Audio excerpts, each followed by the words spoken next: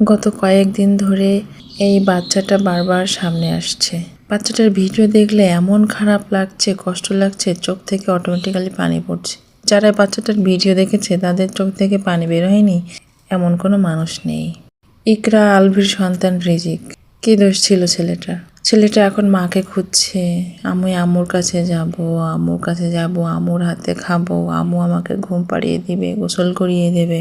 এই কথাগুলো শুনে এত কষ্ট লাগছে, সেটা কাউকে বোঝানোর মতো নয়।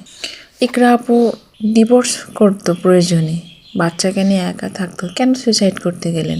বাচ্চাটা এত নিষ্পাপ চেহারা, ইনোসেন্ট চেহারা, কিভাবে ছেলেটা কার দিকে বাঁচবে, কার কাছে থাকবে, এটা কি একবারও চিন্তা করেছেন? সে তো আলভি, সে তো দিব্য তো ড্যাং ড্যাং করে ঘুরে বেড়াচ্ছে, সে ভালো আছে অন্য কাউকে নিয়ে, হয়তো ভালোও থাকবে। মাঝখান থেকে এই বাচ্চাটা যে ক্ষতিগ্রস্ত হচ্ছে, তার মেন্টালিটি, শারীরিক, ফিজিক্যালি, এভরিথিং, এটা কেউ বুঝে দিতে পারবে? সবচেয়ে বড় কথা, আমরা এখনো বড় হয়ে গেছি, তাও বাসায় মা না থাকলে সেখানে যেতে ইচ্ছে হয় না। আর একটা ছোট্ট বাচ্চা মাত্র 4 বছরের, সে কি করে থাকবে মাকে ছাড়া? তার এখন কোমল হাত চাই, তার কোমল হাতের স্পর্শ চাই, তার মাকে চায়, মায়ের বুকের ভিতরে থাকতে চায়। মাকে ছাড়া দুনিয়াতে থাকা অসম্ভব। আমি চাই আল্লাহ তাআলা বাচ্চাটাকে সান্ত্বনা দিক, ধৈর্য দিক, তার মা যে নেই এটা বোঝার তৌফিক দিন। আমিন।